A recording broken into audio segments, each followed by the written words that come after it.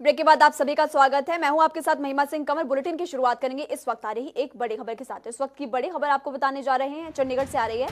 DGP के extension से जुड़ी हुई इस वक्त की बड़ी खबर आपको बता रहे हैं।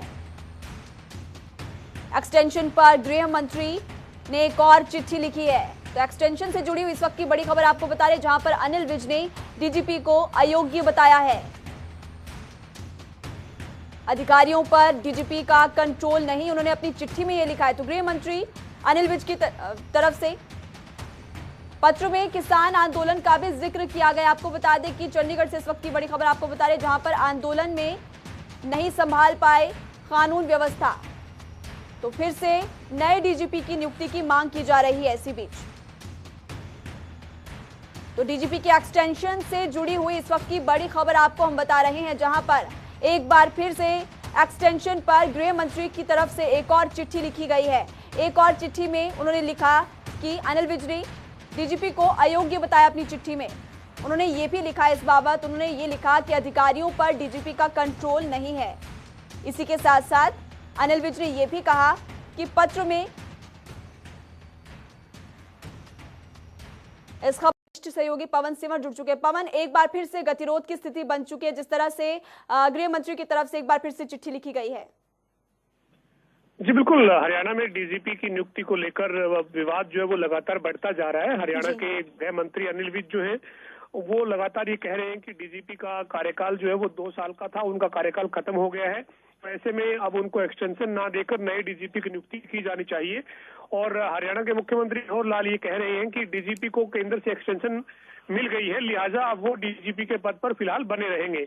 हालांकि मुख्यमंत्री ने इसके साथ ये भी कहा है कि अगर उनकी एक्सटेंशन कैंसिल नहीं होती है तो वो डीजीपी के पद पर बने रहेंगे।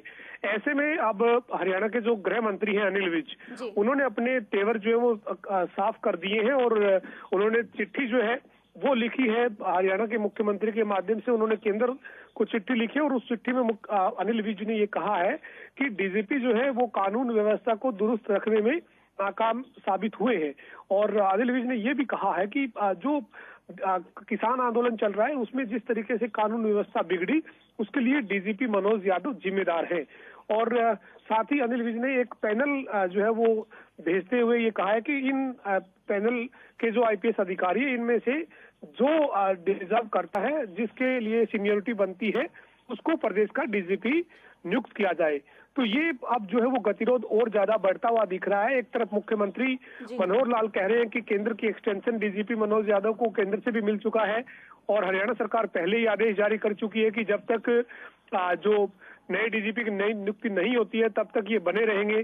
तो ऐसे में हरियाणा में डीजीपी मनोज यादव पिछले एक हफ्ते से सुर्खियों में है और इसकी वजह है गृह मंत्री अनिल विज की उनकी नियुक्ति को लेकर नाराजगी। जी पवन, जिस तरह से आप बता रहे हैं कि एक बार फिर से जिस तरह से ये चिट्ठी भेजी गई है, तो कहीं ना कहीं गृह मंत्री अनिल विज की तरफ से और मुख्यमंत्री मनोहर लाल के बीच कहीं ना कहीं गतिरोध देखा जा रहा है, लगातार ये बढ़ता जा रहा है। तो इसका असर कहीं ना कहीं जो पार्टी है उस पर भी पड़ता हुआ दिखाई देगा। बिल्कुल, देखिए जो इस पूरे मामले में जो कारण है वो यही है कि हरियाणा के जो गृह मंत्री हैं वो लगातार जो है वो डीजीपी की नियुक्ति को लेकर सवाल खुद ही खड़े किए। तो ऐसे में मुख्यमंत्री का जो कल प्रेस कॉन्फ्रेंस के दौरान का जो बयान था, वो बयान जो है वो अपने आप में एक बार फिर अनिल विज की तलखी को और ज्यादा जो है वो बढ़ा रहा है। और उसी के बाद जो है वो अनिल विज ने एक चिट्ठी और लिखी है। तो ये कहीं ना कहीं अब तय है कि इस मामले में हरियाणा के मुख्यमंत्री और हरियाणा के जो गृह मंत्री हैं उन दोनों की ही अलग अलग राय इस मामले में निकल कर आ रही है। जी पवन, जिस तरह से राय अलग है, ऐसे में एक बार फिर से जिस तरह से ये भी कहा जा रहा है कि गृह मंत्री अनिल विज की तरफ से जो नाम दिए गए हैं, पैनल को डिसाइड करने की बात की गई, क्या उस पर कुछ अब विचार हो सकता है या फिर अभी भी सिर्फ 1 साल के लिए उनकी एक्सटेंशन ही की जाएगी?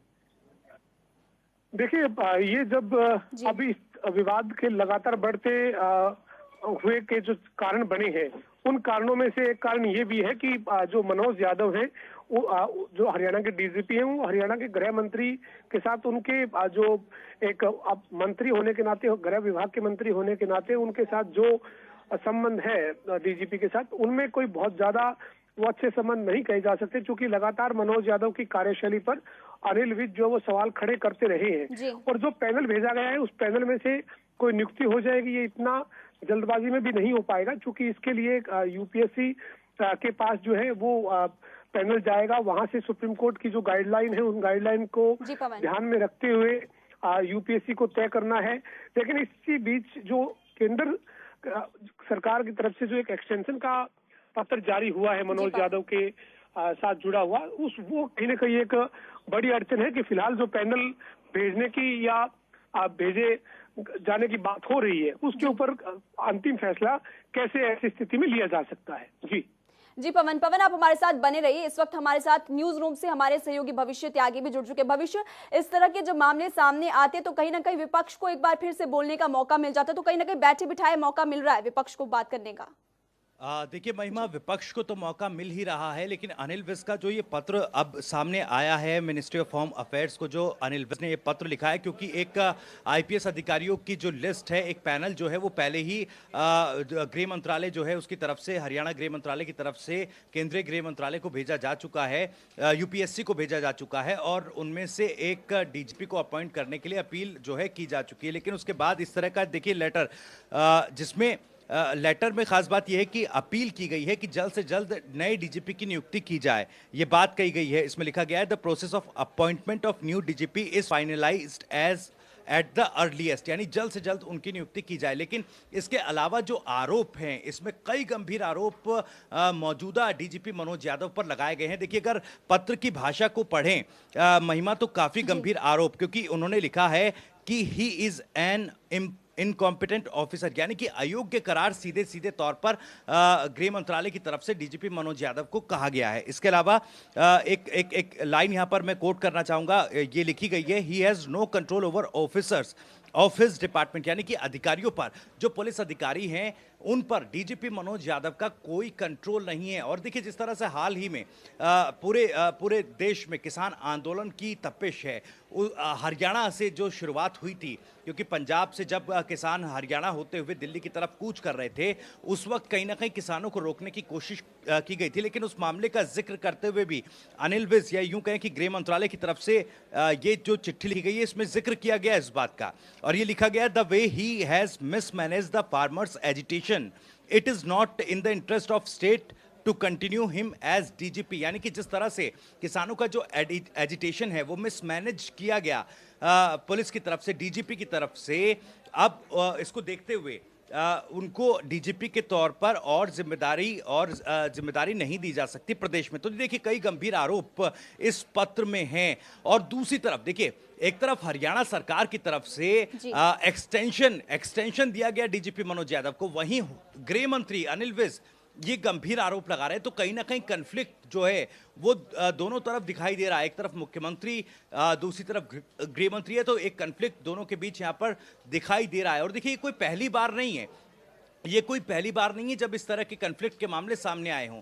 आप देखिए, जब हरियाणा 2.0 सरकार का गठन हुआ था, उसके बाद से लगातार एक कन्फ्लिक्ट, एक जो रेखा है वो लगातार दिखती आई है। चाहे सीआईडी पर अधिकारों का मसला हो, सीआईडी के अधिकारों के मसले पर भी गृह मंत्री अनिल विज और मुख्यमंत्री आमने सामने आ गए थे कि आखिर सीआईडी के ऊपर किस मंत्रालय का अधिकार होगा, किसका अधिकार होगा, इसको लेकर दोनों आमने सामने थे। फिर शराब घोटाले को लेकर जिस तरीके से चीजें सामने आई थी, एसआईटी को रिपोर्ट सौंपी गई, एसआईटी की रिपोर्ट सामने आई, उन तमाम मामलों में कहीं ना कहीं एक कन्फ्लिक्ट नजर आया था। अब ये कन्फ्लिक्ट जो एक बार फिर से बनता दिख रहा है डीजीपी के एक्सटेंशन को लेकर, ये कई सवाल खड़े कर रहा है। जी महिमा। जी भविष्य त्यागी, आपसे ये भी जानना चाहेंगे, जिस तरह से ये जो पूरा मामला है, इसको लेकर के विनोद तावड़े के साथ भी पहले ही गृह मंत्री अनिल विज ने मंत्रणा की थी, इसके बाद अब ये जो तस्वीरें सामने आ रही है, इसको देख करके ये चीज तो साफ हो चुकी है, ये जो विवाद है ये लंबा चलने वाला है, क्योंकि एक्सटेंशन अब 1 साल के लिए कर दी जा चुकी है।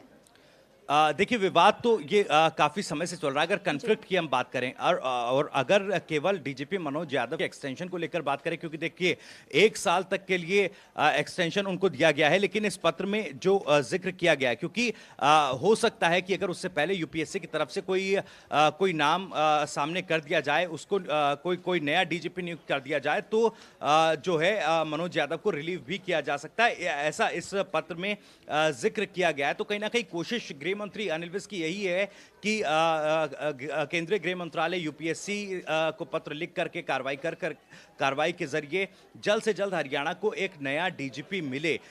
लेकिन अभी क्योंकि 1 साल के लिए एक्सटेंशन सरकार की तरफ से दिया गया है, तो देखना होगा कि आखिर डीजीपी का जो कार्यकाल है, जो एक्सटेंडेड कार्यकाल है, ये कितना लंबा चलने वाला है। जी जी भविष्य, जिस तरह से आप अभी लेटर हमारे तमाम दर्शकों को दिखा रहे थे और आपने सुनाया भी, जिसमें उन्होंने कहा कि जो किसान आंदोलन के दौरान जो व्यवस्था है उसको लेकर के बात की गई है और कानून व्यवस्था को लेकर के भी लगातार जो निशाना साधा गया है मनोज यादव पर गृह मंत्री की तरफ से। बिल्कुल बिल्कुल, देखिए कई बातों का इसमें जिक्र है महिमा। जैसा मैंने आपको पहले बताया कि सीधे तौर पर देखिए एक गंभीर आरोप ये हो जाता है जब एक सूबे का गृह मंत्री अपने ही सूबे के डीजीपी को अयोग्य करार दे देता है। देखिए अगर पत्र की भाषा का एक बार फिर से मैं जिक्र करूं तो जो सेकंड पॉइंट इस पत्र में लिखा गया है, उसमें लिखा गया है he should be given extension only up to the time next arrangement is finalised.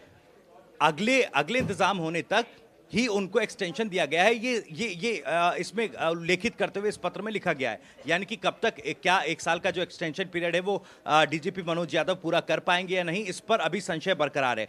आगे इसमें लिखा गया है he is an incompetent officer, यानी कि मनोज यादव को सीधे तौर पर प्रदेश के जो गृह मंत्री हैं वो अयोग्य बता रहे हैं। ये अपने आप में एक बड़ा सवाल यहाँ पर खड़ा हो जाता है कि एक तरफ सरकार एक्सटेंशन दे रही है, दूसरी तरफ गृह मंत्री उनको अयोग्य करार दे रहे हैं। साथ ही लिखा गया law and order situation of the state can not be kept under control so long he is head of police force because he has no control over the officers of department. जो police अधिकारी हैं उन पर DGP का कोई control नहीं, ये भी बात इस पत्र में लिखी गई। और जैसे मैंने बताया फार्मर्स के एजिटेशन को लेकर जो सवाल उठाए गृह मंत्री ने वो भी काफी महत्वपूर्ण हो जाते हैं, क्योंकि देखिए तीसरे पॉइंट में, इस पत्र के तीसरे पॉइंट में ये उल्लेखित किया गया है और लिखा गया moreover the way he has mismanage the farmers agitation it is not in the interest of state to continue him as a DGP. क्योंकि फार्मर्स का जो एजिटेशन था उस दौरान जिस तरह की कार्रवाई पुलिस की तरफ से की गई थी, वो जो मिसमैनेजमेंट हुआ उसको देखते हुए